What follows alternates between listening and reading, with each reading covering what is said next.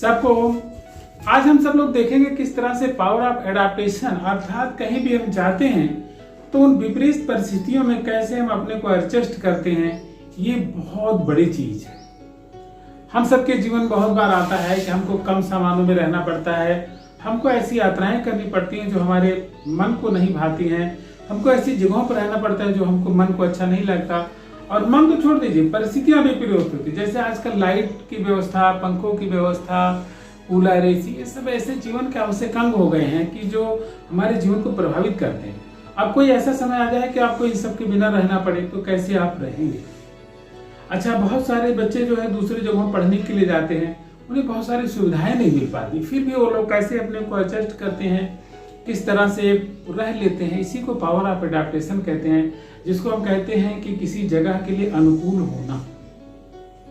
अब आप जानते हैं कि रेगिस्तान का चूहा रेगिस्तान में रहता है और पानी बहुत कम पीता है, तो वहां के रहने के लिए अनुकूलित है।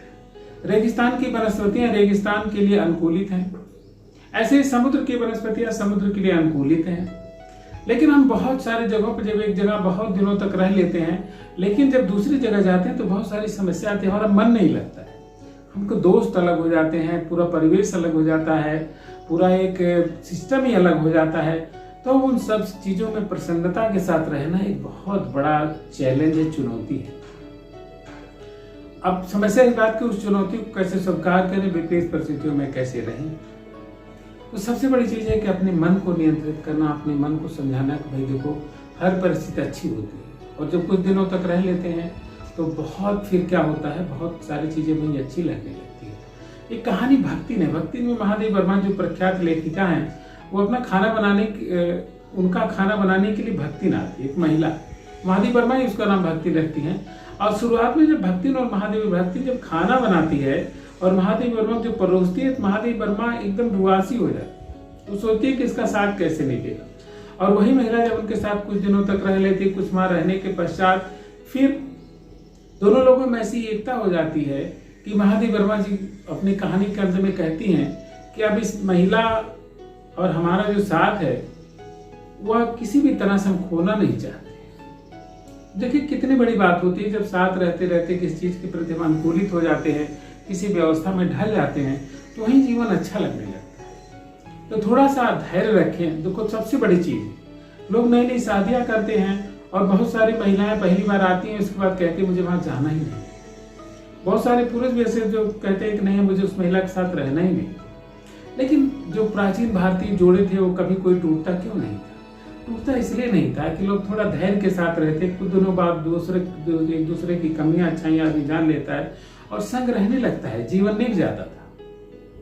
तो ऐसे ही हम सबको भी परिस्थितियों से घबराना नहीं चाहिए और परिस्थितियों के विरुद्ध भी नहीं जाना है, उसी में अपने को एडजस्ट करने की क्षमता विकसित करनी है और फिर धीरे धीरे उसमें सुधार की भावना ले, उसमें रह करके।